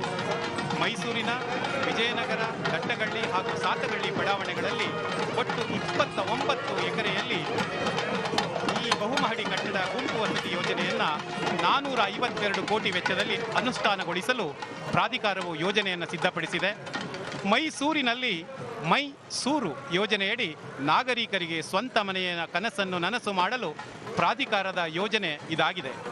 1 ಕೊಠಡಿ ಹಾಗೂ 2 ಕೊಠಡಿಯ ಮನೆಗಳು ಈ ವಸತಿ ಸಮುಚ್ಚಯದಲ್ಲಿ ಇರಲಿವೆ. ಆರ್ಥಿಕವಾಗಿ ದುರ್ಬಲವಾಗಿರುವಂತಹ ವರ್ಗದವರಿಗೆ ಸ್ಪರ್ಧಾತ್ಮಕ ದರದಲ್ಲಿ ಮನೆಗಳನ್ನು ಒದಗಿಸುವ ಸರ್ಕಾರದ ಯೋಜನೆ ಇದಾಗಿದೆ. 15 ಲಕ್ಷ ರೂಗಳಿಗೆ 1 ಕೊಠಡಿಯ ಮನೆ ಹಾಗೂ 30 ಲಕ್ಷ ರೂಗಳಿಗೆ 2 ಕೊಠಡಿಯ ಮನೆಯನ್ನು ನೀಡುವ ಯೋಜನೆಯನ್ನು ಪ್ರಾಧಿಕಾರವು ಸಿದ್ಧಪಡಿಸಿದೆ. ಅವರು ಅದೇನೆ, ನಿಮಗೆ ಮನೆಯನ್ನು ಕಟ್ಟುವ ಕನಸಿದೆಯೇ, ಹಾಗಾದರೆ ಬನ್ನಿ ಅನ್ನೋ ಜಾಹೀರಾತಿನೊಂದಿಗೆ ಈ ಬಹುಮಹಡಿ ಮತ್ತು ಗುಂಪು ಮನೆಗಳ ಒಂದು ಯೋಜನೆಯನ್ನು ಮೈಸೂರು ನಗರವನ್ನ ಭವ್ಯವಾಗಿ ದಿವ್ಯವಾಗಿ ನಿರ್ಮಿಸಿದಂತಹ ನಾಲ್ವಡಿ ಕೃಷ್ಣರಾಜರ ಒಡೆಯರ ಪುತ್ಥಳಿಯೂ ಸಹ ಅಲ್ಲಿದೆ. ಕೋವಿಡ್ ಆರೋಗ್ಯ ಇಲಾಖೆಯ ವತಿಯಿಂದ ನಿರ್ಮಾಣ ಮಾಡಲ್ಪಟ್ಟಿರುವಂತಹ ಮತ್ತೊಂದು ಸ್ತಬ್ಧ ಚಿತ್ರ ಕರೋನಾ ಮುಕ್ತ ಕರ್ನಾಟಕ. ಸುಮಾರು 2 ವರ್ಷಗಳ ಕಾಲದಿಂದ ಕಾಣದ ಒಂದು ಶಕ್ತಿ ಇಡೀ ಮನುಕುಲವನ್ನ, ಜೀವ ಸಂಕುಲವನ್ನ ಆವರಿಸಿದೆ. ಒಂದು ಕ್ರಿಮಿ ಅಥವಾ ಒಂದು ಕೀಟಾಣುವಿನ ಮೂಲಕ, ಒಂದು ವೈರಾಣುವಿನ ಮೂಲಕವಾಗಿ ಸಮಸ್ತವಾದ ಪ್ರಪಂಚ ತಲ್ಲಣಗೊಂಡಿದೆ. ಅದರಿಂದ ಭಯ ವಿಮುಕ್ತರಾಗಿ ಸ್ವಸ್ಥ ಆರೋಗ್ಯ ಚಿತ್ತವಾದಂತಹ ಒಂದು ಸ್ವಾಸ್ಥ್ಯ ಸಮಾಜದ ನಿರ್ಮಾಣ ಆಗಬೇಕು ಅನ್ನುವುದಾದರೆ ಅದಕ್ಕಾಗಿ ಸೂಚಿಸಲಾಗಿರತಕ್ಕಂತಹ ಎಲ್ಲ ನಿಯಮಾವಳಿಗಳನ್ನು ಕಡ್ಡಾಯವಾಗಿ ಪ್ರತಿ ವ್ಯಕ್ತಿಯು ಇದು ನನ್ನ ಕರ್ತವ್ಯ, ಒಬ್ಬ ಸಾಮಾಜಿಕ ಪ್ರಜ್ಞೆಯಾಗಿ ನನ್ನ ಒಂದು ಕರ್ತವ್ಯ ಎಂಬ ಅರ್ಥದಲ್ಲಿ ನಿಭಾಯಿಸಿಕೊಂಡು ಕೈಗಳನ್ನು ಸ್ವಚ್ಛವಾಗಿ ತೊಳೆದುಕೊಳ್ಳುವಂಥದ್ದು, ಒಬ್ಬ ವ್ಯಕ್ತಿಯಿಂದ ಮತ್ತೊಬ್ಬ ವ್ಯಕ್ತಿಯ ನಡುವಿನ ಅಂತರವನ್ನು ಪಾಲಿಸುವಂಥದ್ದು, ಹೊರಗೆ ಬರುವಾಗ ಸಂದರ್ಭದಲ್ಲೆಲ್ಲ ಮುಖಗವಸವನ್ನು ಧರಿಸುವ ಮೂಲಕವಾಗಿ ನಮ್ಮ ಉಸಿರು, ನಮ್ಮ ಉಗುಳು ಮತ್ತೊಬ್ಬ ವ್ಯಕ್ತಿಯನ್ನು ಸ್ಪರ್ಶ ಮಾಡದಿರುವಂತೆ ಕಾಪಾಡಿಕೊಳ್ಳುವಂಥದ್ದು, ಹಾಗೂ ಸಾಮಾಜಿಕವಾಗಿ ಆದಷ್ಟು ಹೆಚ್ಚಿನ ಸಂಖ್ಯೆಯಲ್ಲಿ ಬೆರೆಯದೆಯೇ ನಾವು ಸ್ವಸ್ಥ ಆರೋಗ್ಯ ಚಿತ್ತ ಸಮಾಜವನ್ನು ನಿರ್ಮಾಣ ಮಾಡುವ ಕನಸನ್ನು ಹೊತ್ತು ಕತ್ತಲು ಕವಿದ ನಂತರ ಹೊಸದೊಂದು ಬೆಳಕು ಬರುವ ರೀತಿಯಲ್ಲಿ ಇಲ್ಲಿ ಬರುವಂತಹ ಸ್ತಬ್ಧಚಿತ್ರ ನಮಗೆ ಮನೋಜ್ಞವಾದ ಪರಿಕಲ್ಪನೆಯನ್ನು ತಂದುಕೊಡ್ತಾ ಇದೆ. ಮತ್ತೊಂದು ಸ್ತಬ್ಧಚಿತ್ರ ಉಪ ಸಮಿತಿಯ ವತಿಯಿಂದ ರಚಿಸಲ್ಪಟ್ಟಿರುವಂತಹ ಪ್ರಕೃತಿ ಸಂರಕ್ಷಣೆ, ಪ್ರಕೃತಿಯ ವಿನಾಶ, ಅದಕ್ಕೆ ಸಂಬಂಧಪಟ್ಟಂತಹ ಒಂದು ಇದು ಇದೆ. ಇಲ್ಲಿ ನನಗೆ ಕೊಡಲಿಯನ್ನು ಹಾಕಬೇಡ, ನನಗೆ ಕೊಡ್ಲಿ ಹಾಕಿದ್ರೆ ನಿನಗೆ ಹ್ಯಾಕ್ ಕೊಡ್ಲಿ ನಾನು ಗಾಳಿ ಅಂತ ಕೇಳ್ತಾ ಇರುವಂತಹ ಒಂದು ಸ್ತಬ್ಧಚಿತ್ರ. ಸರ್, ಆ ಮಾತಿನಲ್ಲಿ ಎಷ್ಟು ಅರ್ಥ ಇದೆ ನೋಡಿ. ಆ ವೃಕ್ಷ ಮಾತೆ ಹೇಳ್ತಾ ಇದ್ದಾಳೆ, ನಾನು ಸತ್ರು ಪರವಾಗಿಲ್ಲ, ಆದರೆ ನಿನಗೆ ನೆರಳು ಕೊಡಬೇಕಾಗಿ ಆ ಮೂಲಕ ನನ್ನ ಜೀವದ ಕೃತಕೃತ್ಯತೆಯನ್ನು ಕಾಣಬೇಕಾದಂತಹ ಅವಕಾಶದಿಂದ ನನ್ನನ್ನು ವಂಚಿತಳನ್ನಾಗಿ ಮಾಡಬೇಡ. ಅದೆಷ್ಟು ಮನೋಜ್ಞವಾದಂತಹ ಸಾಲು ಅದಾಗಿದೆ. ಪ್ರಕೃತಿ ಮಾತೆ ತಾನು ಮತ್ತೊಂದು ಜೀವಕ್ಕೆ ಉಸಿರಾಗುತ್ತಾ ತಾನು ಜೀವವನ್ನು ಬಿಡ್ತಾ ಇದ್ದಾಳೆ. ಅವಳು ಅಳ್ತಾ ಇದ್ದಾಳೆ ನೋಡಿ, ಅಲ್ಲಿ ನನ್ನನ್ನು ರಕ್ಷಿಸಿ. ನಾವು ಮನುಷ್ಯರಾದ ನಾವು ಪ್ರಕೃತಿ ಪಾಲನೆಗೆ, ಪ್ರಕೃತಿಯ ಸಂರಕ್ಷಣೆಗೆ ಪ್ರತಿಜ್ಞೆಬದ್ಧರಾಗಬೇಕು, ಕಂಕಣಬದ್ಧರಾಗಬೇಕು. ಒಂದು ಕಡೆ ಹಸರಿನ ಸಸ್ಯರಾಶಿ, ಮತ್ತೊಂದು ಕಡೆ ಬೆಂಗಾವಲಿನ ರೀತಿಯಲ್ಲಿ ಇರುವಂತಹ ಬರಡು ನೆಲ. ಹಸರಿದ್ದ ಕಡೆ ನೆಲ, ಹಸರಿದ್ದ ಕಡೆ ನಾಡು, ಹಸರಿದ್ದ ಕಡೆ ಜೀವಜಲ, ಹಸರಿದ್ದ ಕಡೆ ಜೀವ ಸಂಕುಲ. ಆ ಹಸಿರನ್ನ ನಾಶ ಮಾಡುವ ಮೂಲಕ ನೋಡಿ, ಹಾಗೆ ಅಲ್ಲಿ ಚಿಲಿಪಿಲಿ ಗೊಂಬೆಗಳು ಸಹಿತ ನಮ್ಮ ಮುಂದೆ ಹೋಗ್ತಾ ಇವೆ. ಮತ್ತೆ ಸಮಗ್ರ ಕೃಷಿ ಪದ್ಧತಿಗೆ ಸಂಬಂಧಪಟ್ಟ ಹಾಗೆ ಒಂದು ಸ್ತಬ್ಧ ಚಿತ್ರ ನಮ್ಮ ಮುಂದೆ ಹಾದು ಹೋಗ್ತಾ ಇದೆ. ಕೃಷಿ ಇಲಾಖೆ ಹಾಗೂ ತೋಟಗಾರಿಕೆ ಇಲಾಖೆ ನಿರ್ಮಿಸಿರುವಂತಹ ಸಮಗ್ರ ಕೃಷಿಯ ಸ್ತಬ್ಧ ಚಿತ್ರ ಇದಾಗಿದೆ. ಈ ಒಂದು ಸ್ತಬ್ಧ ಚಿತ್ರದಲ್ಲಿ ತಾವು ತೋಟಗಾರಿಕೆ ಪಿತಾಮಹ MH ಮರಿಗೌಡರವರ ಚಿತ್ರವನ್ನು ಸಹ ಗಮನಿಸಬಹುದಾಗಿದೆ. ಕೋವಿಡ್ 2019 ಕಾಲಘಟ್ಟದಲ್ಲಿ ರೈತರು ಹಲವು ಬಗೆಯ ಕಷ್ಟ ನಷ್ಟಗಳನ್ನು ಅನುಭವಿಸಿದ್ದಾರೆ. ಅವರಿಗೆ ಕೃಷಿಯಲ್ಲಿ ಭರವಸೆ ಮೂಡಿಸುವಂತಹ ಕಾರ್ಯಕ್ರಮಗಳನ್ನು ಇಲಾಖೆ ಹಮ್ಮಿಕೊಂಡಿದೆ. ವಿದ್ಯಾಸಿರಿ, ರೈತರ ಮಕ್ಕಳಿಗಾಗಿ ವಿದ್ಯಾರ್ಥಿ ವೇತನವನ್ನು ನೀಡುವಂತಹ ಒಂದು ಯೋಜನೆ. ಇದು ಶಿಕ್ಷಣಕ್ಕೆ ಪ್ರೋತ್ಸಾಹವನ್ನು ನೀಡುವಂಥದ್ದು. ಜೇನು ಕೃಷಿ, ಆತ್ಮನಿರ್ಭರ ಯೋಜನೆಯಲ್ಲಿ ಒಂದು ಜಿಲ್ಲೆಗೆ ಒಂದು ಬೆಳೆ, ಮೈಸೂರು ಜಿಲ್ಲೆಗೆ ಬಾಳೆ ಬೆಳೆಯನ್ನು ಹೇಳಿರುವಂಥದ್ದು. ಹಾಗೆ ರೈತರ ಹಣ ದ್ವಿಗುಣ ಆಗುವಂಥದ್ದು. ಸಮಗ್ರ ಕೃಷಿಯನ್ನು ಇಲ್ಲಿ ಅವರು ಬಿಂಬಿಸಿದ್ದಾರೆ. ನಮ್ಮ ಮುಂದೆ ಈಗ ಅರಮನೆ ವಾದ್ಯಗೋಷ್ಠಿಯ ಒಂದು ಸ್ತಬ್ಧ ಚಿತ್ರ ಮುಂದಕ್ಕೆ ಹೋಗ್ತಾ ಇದೆ. ಈ ಮೈಸೂರು ಯಾವಾಗಲೂ ಕಲೆ ಹಾಗೂ ಸಂಸ್ಕೃತಿ, ಸಂಗೀತಕ್ಕೆ ಬಹಳಷ್ಟು ಪ್ರಾಶಸ್ತ್ಯತೆಯನ್ನು ಕೊಟ್ಟಂತಹ ಒಂದು ಅರಸೊತ್ತಿಗೆ ಇದು. ನಮ್ಮ ಮೈಸೂರು ಸಂಸ್ಥಾನದಲ್ಲಿ ವೀಣೆ ಸುಬ್ಬಣ್ಣ, ಶ್ಯಾಮಶಾಸ್ತ್ರಿ, ವಾಸುದೇವಾಚಾರ್ಯ ಅಂಥವ್ರು ಎಲ್ಲರೂ ಸಹಿತ ಇಲ್ಲಿ ತಮ್ಮ ಸಂಗೀತದ ವೈಭವವನ್ನು ಮೆರೆದಿದ್ದಾರೆ. ಈ ಮೈಸೂರು ಈ ವಾದ್ಯಗೋಷ್ಠಿ ಮೊದಲು ಇದರಲ್ಲಿ ಈ ಅರಸುಗೆ ಸಂಬಂಧಪಟ್ಟಂಥ ಮಕ್ಕಳು ಸಹಿತ ಇದರಲ್ಲಿ ಹೋಗ್ತಾ ಇದ್ರು ಅನ್ನೋದನ್ನು ನಾವು ನೆನೆಸ್ಕೋಬಹುದು. ಅಲ್ಲಿ ಇತ್ತೀಚಿನ ದಿವಸಗಳಲ್ಲಿ ವಾದ್ಯಗೋಷ್ಠಿ, ಪೊಲೀಸ್ ವಾದ್ಯ ಮೇಳದವರು ಅದರಲ್ಲಿ ಕೂತ್ಕೊಂಡು ಆನೆಗಾಡಿಯಾಗಿ ಅದನ್ನು ಎಳ್ಕೊಂಡು ಹೋಗ್ತಾ ಇರೋದು ಉಂಟು. ಈಗ ಎದುರಿಗೆ ಚಿಲಿಪಿಲಿ ಗೊಂಬೆಗಳು ನಮ್ಮ ಮುಂದೆ ಕಾಣಿಸ್ತಾ ಇದೆ. ಹಲವಾರು ಗೊಂಬೆಗಳು ಸೇರಿಕೊಂಡು ಈ ಕೊಯ್ಕಾಲು ಕುದುರೆ ಇರ್ಬೋದು, ಅವೆಲ್ಲವೂ ಹೋಗ್ತಾ ಇವೆ, ಜನಗಳಿಗೆ ರಚನೆ ಕೊಡ್ತಾ ಇದೆ. ಕೊಂಬು ಕಹಳೆಗಳಿರಬಹುದು, ಚಿಲಿಪಿಲಿ ಗೊಂಬೆಗಳಿರಬಹುದು, ಅಕ್ಕಪಕ್ಕದಲ್ಲಿ ಚಿಕ್ಕ ಚಿಕ್ಕ ಕಲಾತಂಡಗಳು. ಇದೀಗ ಆನೆ ಬಂಡಿಯಲ್ಲಿ ಕಾಣ್ತಾ ಇರುವಂತಹ ಕರ್ನಾಟಕ ಶಾಸ್ತ್ರೀಯ ಸಂಗೀತವನ್ನು ನುಡಿಸ್ತಾ ಇರುವಂತಹ ಪೊಲೀಸ್ ಬ್ಯಾಂಡಿನ ಕಲಾವಿದರನ್ನ ಕೂಡ ನಾವು ಕಾಣ್ತೀವಿ. ಮೈಸೂರಿನ ಒಂದು ಜನಪದ ಕಲೆಗಳಲ್ಲಿ ತಾವು ಬೀಸು ಕಂಸಾಳೆಯನ್ನು ಇಲ್ಲಿ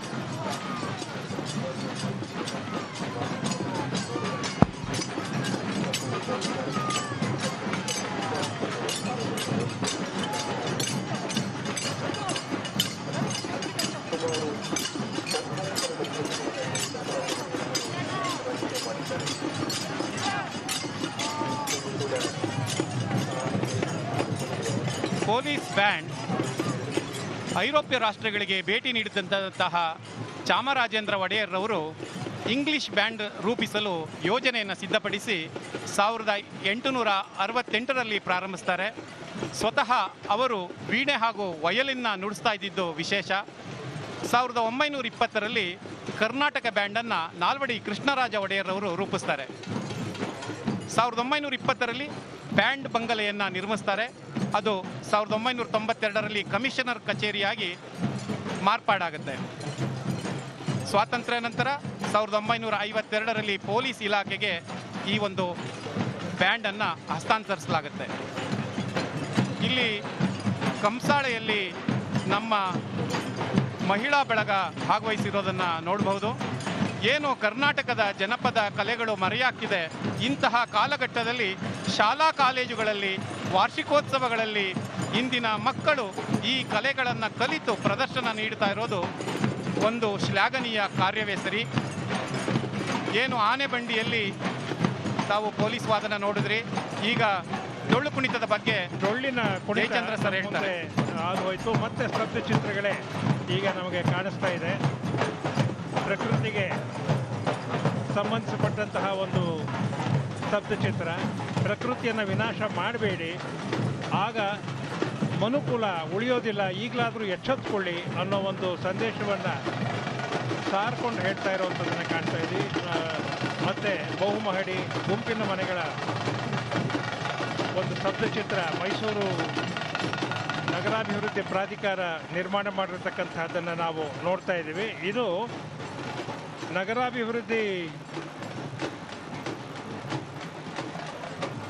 ಅಭಿವೃದ್ಧಿ ಪ್ರಾಧಿಕಾರದ ಅಧ್ಯಕ್ಷರ ಒಂದು ಕನಸಿನ ಕೂಸು ಅಂತ ನಾವು ಹೇಳ್ಬೋದು. ಮತ್ತೆ ಚಿಲಿಪಿಲಿ ಹಕ್ಕಿಗಳು ನಮ್ಮ ಮುಂದೆ ಬರ್ತಾ ಇದೆ. ಚಿಲಿಪಿಲಿ ಗೊಂಬೆ ಇದೊಂದು ಇತ್ತೀಚಿನ ಒಂದು ಕಲೆ. ಸುಮಾರು 10 ಗೊಂಬೆಗಳನ್ನು ನೀವೆಲ್ಲ ಗಮನಿಸ್ತಾ ಇದ್ದೀರಿ. ಗರುಡ ಸ್ವಾಮಿ, ಕೇರಳ ಭೂತಕೋಲ, ಮಹಿಷಿ, ಪಂಚಮುಖಿ ಆಂಜನೇಯ, ನರಸಿಂಹಸ್ವಾಮಿ, ಶೂರ್ಪನಖಿ, ಹೀಗೆ ಅನೇಕ ಗೊಂಬೆಗಳನ್ನು ಗಮನಿಸ್ತೀರಿ. ಈಗ ಪೊಲೀಸ್ ಕವಾಯತು ನಡೀತಾ ಇದೆ. ಪೊಲೀಸ್ ಕವಾಯತು ಆ ಒಂದು ತುಕಡಿಯು ಸಹಿತ ಅವರು ಶಿಸ್ತಿನ ಹೆಜ್ಜೆಗಳನ್ನು ಹಾಕ್ಕೊಂಡು ಮೆರವಣಿಗೆಯಲ್ಲಿ ಸೇರ್ಕೋತಾ ಇದ್ದಾರೆ. ಪೂಜಾ ಕುಣಿತ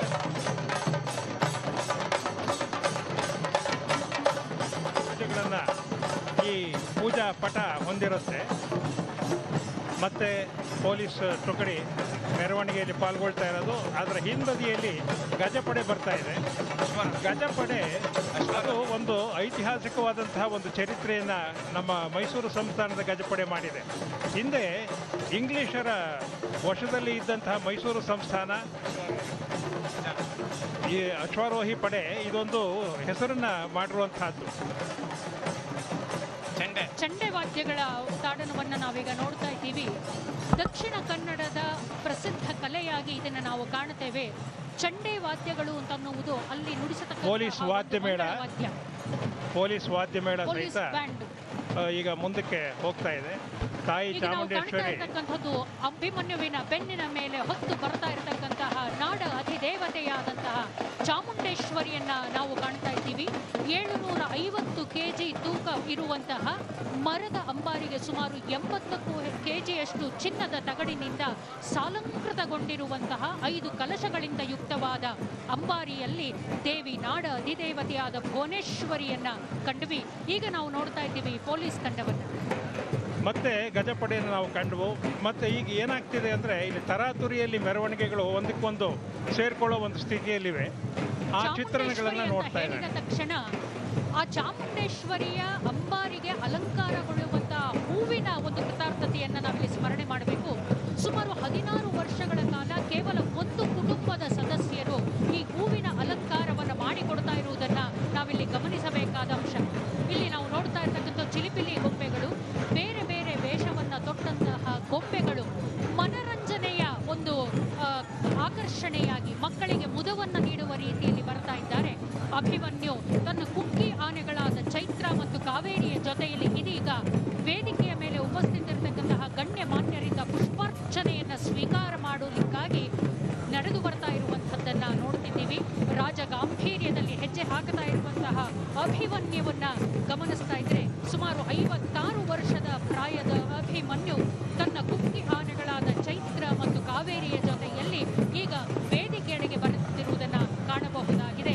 ಅಂಬಾರಿಯ ಮೇಲೆ ಇರುವಂತಹ ಜಗದಂಬೆಯಾದ ಚಾಮುಂಡೇಶ್ವರಿಯನ್ನ ನೋಡಿ ಪ್ರಸನ್ನತೆಯನ್ನ ಹೊಂದುವ ಮೂಲಕ ಜನ್ಮ ಸಾರ್ಥಕ್ಯವನ್ನ ಮಾಡಿಕೊಳ್ಳೋಣ.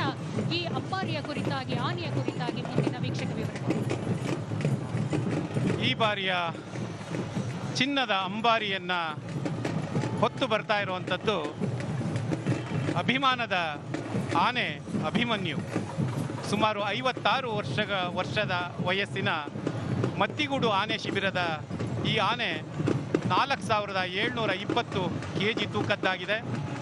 ತನ್ನೊಟ್ಟಿಗೆ ಕುಮ್ಕಿ ಆನೆಗಳಾಗಿ ಕಾವೇರಿ ಹಾಗೂ ಚೈತ್ರಳೊಂದಿಗೆ ಗಜಗಾಂಭೀರ್ಯದಿಂದ ಹೆಜ್ಜೆಯನ್ನು ಇಡಲಿಕ್ಕೆ ಸಿದ್ಧನಾಗಿದ್ದಾನೆ ಅಭಿಮನ್ಯು. ಈ ಅಂಬಾರಿ ಆನೆಗಳ ಇತಿಹಾಸವನ್ನು ನೋಡೋದಾದರೆ ಮೊದಲ ಬಾರಿಗೆ ಚಿನ್ನದ ಅಂಬಾರಿಯನ್ನು ಹೊತ್ತದ್ದು ಜಯಮಾರ್ತಾಂಡ. ಈಗ ತಾವು ಜಯಮಾರ್ತಾಂಡ ಆನೆ ಸತತ 45 ವರ್ಷಗಳ ಕಾಲ ಚಿನ್ನದ ಅಂಬಾರಿಯನ್ನು ಹೊರುತ್ತೆ. ಆ ಕಾರಣಕ್ಕೆ ಏನು ಅರಮನೆಯ ಪೂರ್ವ ಭಾಗದ ದ್ವಾರಕ್ಕೆ ಜಯಮಾರ್ತಾಂಡ ದ್ವಾರ ಎಂಬ ಹೆಸರನ್ನು ಇಟ್ಟು ಗೌರವಿಸಲಾಗಿದೆ. ಹಾಗೆ ಅಂಬಾರಿಯಲ್ಲಿ ಅನೇಕ ಆನೆಗಳು ಪಾಲ್ಗೊಂಡಿದ್ದಾವೆ. ವಿಜಯ ಬಹದ್ದೂರ್, ನಂಜುಂಡ, ರಾಮ್ ಪ್ರಸಾದ್, ಮೋತಿಲಾಲ್ ರಾಜ್, ಹೀಗೆ ಐರಾವತ ಎನ್ನುವಂತಹ ಆನೆ ದ ಎಲಿಫೆಂಟ್ ಬಾಯ್ ಎನ್ನುವಂತಹ ಇಂಗ್ಲಿಷ್ ಚಿತ್ರದಲ್ಲೂ ಸಹ ಪಾಲ್ಗೊಂಡಿದೆ. ಬಿಳಿಗಿರಿ ಅನ್ನುವಂತಹ ದೈತ್ಯ ಆನೆ ಸುಮಾರು 7,000 kg ತೂಗ್ತಾ ಇದ್ದಂತಹ ಆನೆ, ಸುಮಾರು 10.5 ಅಡಿ ಎತ್ತರದ ಆನೆ. ಅದು ರಾಜರನ್ನ ಹೊತ್ತಂತಹ ಕಟ್ಟ ಕಡೆಯ ಆನೆಯಾಗಿದೆ. ಆನಂತರ ರಾಜೇಂದ್ರ ಅಂಬಾರಿಯಲ್ಲಿ ಪ್ರಸನ್ನ ಚಿತ್ತಳಾಗಿ ಗಂಧದ ಗುಡಿ ಸಿನಿಮಾದಲ್ಲಿ ಭಾಗವಹಿಸಿರುವಂಥದ್ದು. ದ್ರೋಣ ಸುಮಾರು 18 ವರ್ಷಗಳ ಕಾಲ ಅಂಬಾರಿಯನ್ನು ಹೊತ್ತಂತಹ ಖ್ಯಾತಿಯನ್ನು ಪಡೆದಿದೆ. ಅರ್ಜುನ ಬಲರಾಮ 11 ವರ್ಷಗಳ ಕಾಲ ಹೊರ್ತಾನೆ. ಮೈಸೂರು ಅರಸರ ಮನೆಯ ಕುಲ ದೇವತೆಯಾಗಿ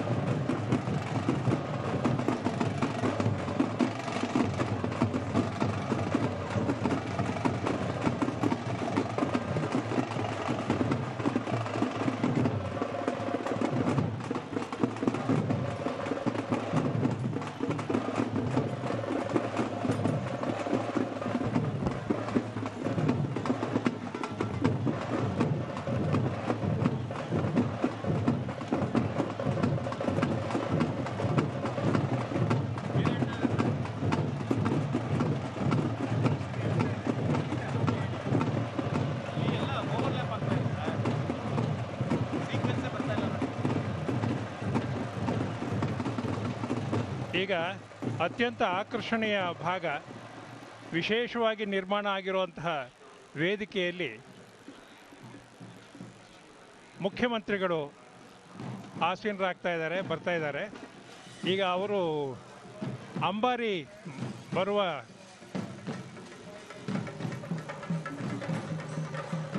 ಸಮಯದಲ್ಲಿ ತಾಯಿ ಚಾಮುಂಡೇಶ್ವರಿಗೆ ಪುಷ್ಪಾರ್ಚನೆ ಮಾಡುವಂಥ ಸಮಯ ಈಗ ಬಂದಿದೆ.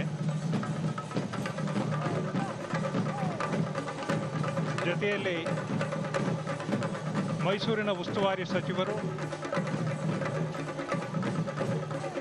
ರಾಜಮನೆತನದ ಯದುವೀರ ಕೃಷ್ಣದತ್ತ ಚಾಮರಾಜ ಒಡೆಯರ್ರವರು,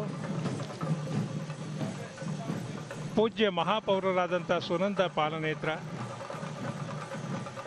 ಈಗ ತಾಯಿ ಚಾಮುಂಡೇಶ್ವರಿಯ ಅತ್ಯಂತ ಹತ್ತಿರದ ಸಮೀಪದ ದೃಶ್ಯವನ್ನು ನಾವು ನೋಡ್ತಾ ಇದ್ದೀವಿ.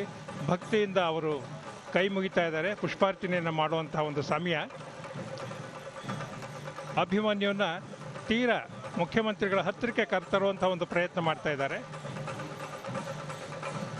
ಕುಮ್ಕಿ ಆನೆಯಲ್ಲಿ ಮತ್ತೊಂದು ಆನೆ ಸ್ವಲ್ಪ ಹಿಂಸರಿಸಿ ಅದಕ್ಕೆ ಅನುವು ಮಾಡಿಕೊಟ್ರು. ಈಗ ಪುಷ್ಪಗಳನ್ನು ಮುಖ್ಯಮಂತ್ರಿಗಳು ಅತಿಥಿ ಅಭ್ಯಾಗತರು ಇಟ್ಕೊಂಡಿದ್ದಾರೆ. ಪುಷ್ಪಾರ್ಚನೆ ಮಾಡುವಂಥ ಸಮಯ.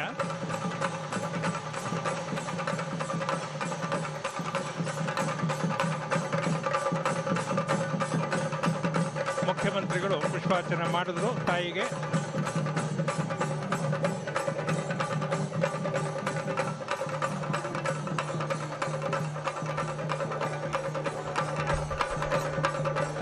ಈಗ ಪುಷ್ಪಾರ್ಚನೆ ಮಾಡಿದ ಸಮಯದಲ್ಲಿ 21 ಕುಶಾಲ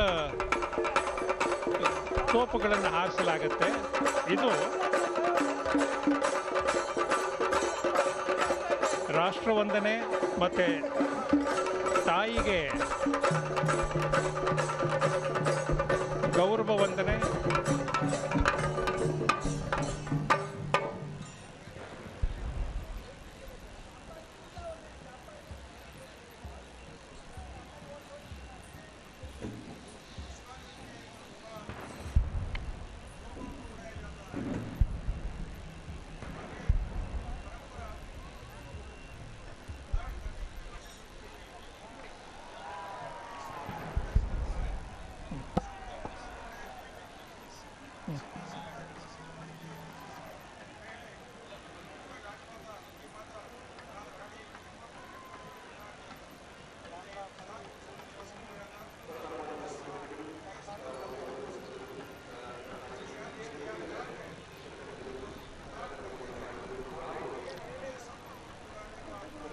ಚಿನ್ನದ ಅಂಬಾರಿ ಮೇಲೆ ತಾಯಿ ಚಾಮುಂಡೇಶ್ವರಿ ವಿರಾಜಮಾನಲಾಗಿದ್ದಾಳೆ. ಇದು ಹೊಯ್ಸಳ ಶಿಲ್ಪಶೈಲಿಯಲ್ಲಿ ಕೆತ್ತಿಸಿರುವಂತಹ ತಾಯಿ ಚಾಮುಂಡೇಶ್ವರಿ ಮೂರ್ತಿ ಇದು. ಇದನ್ನು ರಾಷ್ಟ್ರ ಪ್ರಶಸ್ತಿ ವಿಜೇತರಾದಂಥ MP ಶ್ರೀನಿವಾಸಾಚಾರ್ಯ ಮತ್ತು ಅವರ ಶಿಷ್ಯ ಜನಾರ್ದನ ಮೂರ್ತಿ 1990ರಲ್ಲಿ ಈ ಮೂರ್ತಿ ನಿರ್ಮಾಣ ಆಗಿತ್ತು. ಇದಕ್ಕೂ ಮೊದಲು ಚೋಳ ಸಂಪ್ರದಾಯದ ಶಿಲ್ಪಶೈಲಿಯ ತಾಯಿ ಚಾಮುಂಡೇಶ್ವರಿ ಇರ್ತಿತ್ತು. ಈಗ ಈ ಹೊಯ್ಸಳ ಶಿಲ್ಪಶೈಲಿಯ ತಾಯಿ ಚಾಮುಂಡೇಶ್ವರಿ ವಿಗ್ರಹ. ಸಾಲಂಕೃತಗೊಂಡಿರುವಂತಹ ಅಭಿಮನ್ಯು ತನ್ನ 2 ಕಿವಿಗಳ ಮೇಲೆ ಶಂಖಚಕ್ರಗಳ ಚಿತ್ತಾರವನ್ನು ಬರೆಸಿಕೊಂಡು ರಾಜ ಲಾಂಛನವಾದಂತಹ ಗಂಡವೇರುಂಡವನ್ನು ಕೂಡ ಚಿತ್ರಿಸಿಕೊಂಡು ಅತ್ಯದ್ಭುತವಾದ ರೀತಿಯಲ್ಲಿ ರಾಜಗಾಂಭೀರ್ಯದಲ್ಲಿ ಹೆಜ್ಜೆ ಹಾಕ್ತಾ ಇರುವಂತಹದ್ದನ್ನು ನಾವು ಕಾಣಬಹುದಾಗಿದೆ. ಅಂಬಾರಿಯಲ್ಲಿ ಕುಳಿತಿರತಕ್ಕಂತಹ ಆ ಜಗನ್ಮಾತೆ ಸಮಸ್ತ ಜೀವ ಸಂಕುಲಕ್ಕೆ ಸುಖವನ್ನ, ಶಾಂತಿ, ನೆಮ್ಮದಿಯನ್ನ, ಆರೋಗ್ಯವನ್ನ, ಆಯುಷ್ಯವನ್ನ ಕೊಟ್ಟು ನಮ್ಮ ನಾಡನ್ನ ಸಮೃದ್ಧಭರಿತವಾಗಿ ಮಾಡಲಿ ಎಂಬತಕ್ಕಂತಹ ಪ್ರಾರ್ಥನೆ ಇಲ್ಲಿ ಇರುವುದು. ಅತ್ಯಂತ ನಿಕಟದಲ್ಲಿ ಜಗನ್ಮಾತೆಯ ಮುಖಾರವಿಂದವನ್ನು ನಾವು ದರ್ಶನ ಮಾಡ್ತಾ ಇದ್ದೀವಿ. ಮಹಿಷಮರ್ದಿನಿ ಆಗಿರತಕ್ಕಂತಹ ಚಾಮುಂಡೇಶ್ವರಿಯ ದರ್ಶನವನ್ನು ಪಡೆಯುವ ಮೂಲಕವಾಗಿ 411ನೆಯ ದಸರಾ ಮಹೋತ್ಸವವನ್ನು ಅತ್ಯಂತ ಪ್ರಸನ್ನತಾ ಭಾವದೊಂದಿಗೆ ನಾವು ಪರಿಸಂಪನ್ನ ಮಾಡಿಕೊಳ್ಳುವಂತಹ ಕ್ಷಣಗಳು ಇದಾಗಿದೆ. ನಾಡ ಹಬ್ಬ ಅಂತಂದರೆ ಅದು ಚಾಮುಂಡೇಶ್ವರಿಯ ಉತ್ಸವವೇ ಹೌದು. ದುರ್ಗಾ ದುರ್ಗತಿ ನಾಶಿನಿ ಎಂಬುದಾಗಿ ಹೇಳ್ತಾರೆ. ಆ ವಿಧವಾಗಿ ಮೈಸೂರಿನ ರಾಜಮನೆತನದ ಕುಲದೇವತೆಯಾದಂತಹ ಚಾಮುಂಡೇಶ್ವರಿ ಆ ನಂತರದಲ್ಲಿ ನಾಡ ಅಧಿದೇವತೆಯಾಗಿ ನಾಡ ಹಬ್ಬವಾಗಿ ಪರಿವರ್ತಿತವಾದಂತಹ ಪ್ರಜೆಗಳ ದಸರಾದಲ್ಲಿ ಭುವನೇಶ್ವರಿ ಸ್ವರೂಪಿಣಿಯಾಗಿ ಪ್ರಜೆಗಳ ಮೂಲಕವಾಗಿ, ಪ್ರಜಾನಾಯಕರ ಮೂಲಕವಾಗಿ ಪೂಜೆಯನ್ನು ಸ್ವೀಕಾರ ಮಾಡಿಸುವಂತಹದ್ದನ್ನು ನಾವಿಲ್ಲಿ ಕಾಣಬಹುದಾಗಿದೆ.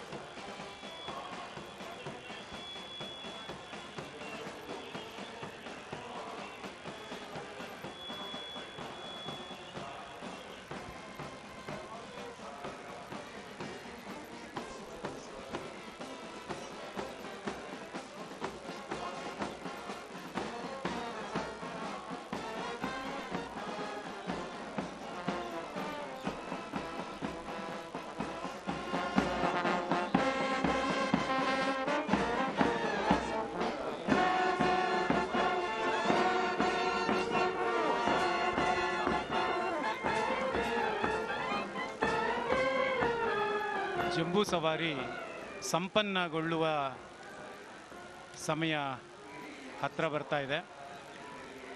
ಅಭಿಮನ್ಯು ಚಿನ್ನದ ಅಂಬಾರಿಯನ್ನು ಹೊತ್ತು ಈ ಅಂಬಾವಿಲಾಸ ಅರಮನೆಯ ಆವರಣದಲ್ಲಿ ಗಜಗಾಂಭೀರ್ಯದಿಂದ ನಡೆದು ಬರ್ತಾ ಇದ್ದಾನೆ. ನಾಡಿನ ಅಧಿದೇವತೆ ಚಾಮುಂಡಿ ಸರ್ವರಿಗೂ ಒಳಿತನ್ನು ಮಾಡಿ ಏನು ಈ ವರ್ಷ ಕಳೆದ ವರ್ಷ ಅನುಭವಿಸಿದಂತಹ ಮಹಾಮಾರಿಯ ತೊಂದರೆಯಿಂದ ಕಾಪಾಡುವಂತಾಗಲಿ ಅಂತ ಹೇಳಿ ಎಲ್ಲ ವೀಕ್ಷಕರು ಭಕ್ತಿಯಿಂದ ಬೇಡ್ಕೊತಾ ಇದ್ದಾರೆ. ಅಶ್ವಾರೋಹಿ ದಳ ಮುಂದೆ ಹೋಗ್ತಾ ಇದೆ. ಅದರ ಹಿಂಭಾಗದಲ್ಲಿ ಪೊಲೀಸ್ ಬ್ಯಾಂಡ್ ತಾವು ನೋಡ್ತಾ ಇದ್ದೀರಿ. ಅರಮನೆಯ ಮುಂಭಾಗ ಸರಳವಾಗಿ ಆಚರಿಸ್ತಾ ಇರುವಂತಹ ಈ ಜಂಬೂ ಸವಾರಿ ಉತ್ಸವದಲ್ಲಿ ಸಂಭ್ರಮಕ್ಕೇನು ಕಡಿಮೆ ಇಲ್ಲ.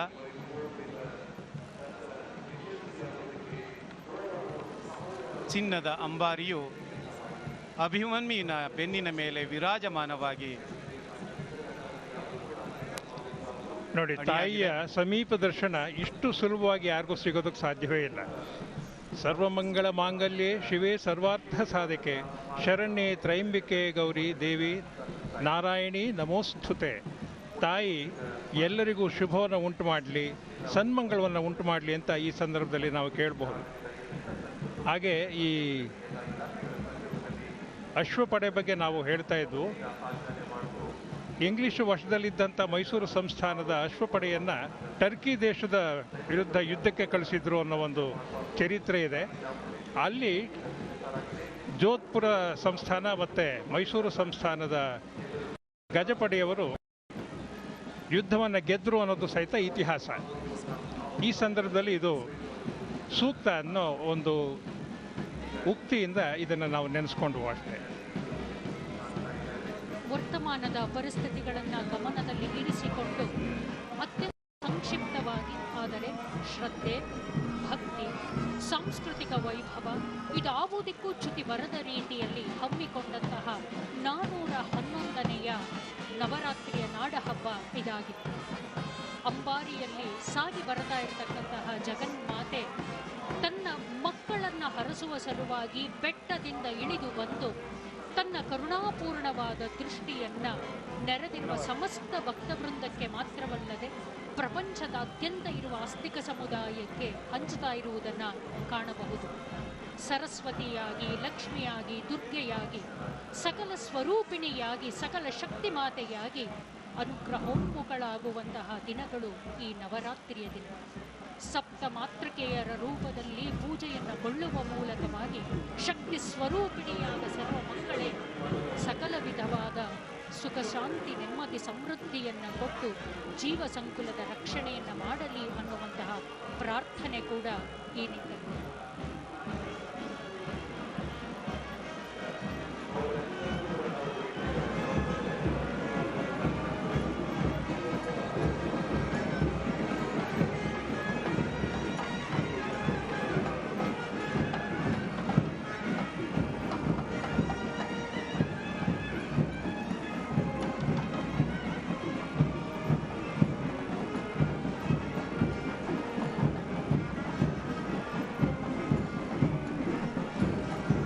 ಚಿನ್ನದ ಅಂಬಾರಿಯನ್ನು ಬಹುವರ್ಣದ ಪುಷ್ಪಗಳಿಂದ ಅಲಂಕರಿಸಲಾಗಿದೆ.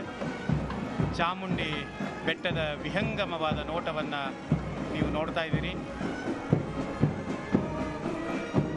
ತಾಯಿ ಚಾಮುಂಡಿಯ ಆಶೀರ್ವಾದದೊಂದಿಗೆ ವರುಣನ ಅವಕೃಪೆ ಇಲ್ಲದೆ ಜಂಬೂ ಸವಾರಿಯು ನಿರ್ವಿಘ್ನವಾಗಿ ಜರುಗಿದೆ. ಈ ಜಂಬೂ ಸವಾರಿಯನ್ನು ಸಾಕ್ಷೀಕರಿಸಿದಂತಹ ವೀಕ್ಷಕರು ಬಹಳ ಸಂತಸವನ್ನು ಪಟ್ಟಿದ್ದಾರೆ.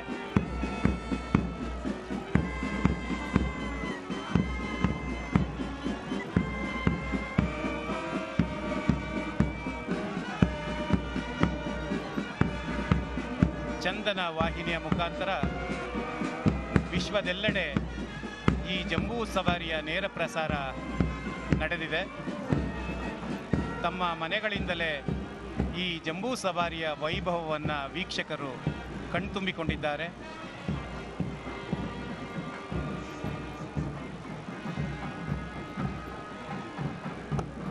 ಮೈಸೂರು ಅರಸರ ಮೂಲಕವಾಗಿ ಮೈಸೂರಿಗೆ ಕಲಶಪ್ರಾಯವಾಗಿ ಮೂಡಿಬಂದಂತಹ ಹಬ್ಬ ಈ ನಾಡ ಹಬ್ಬ.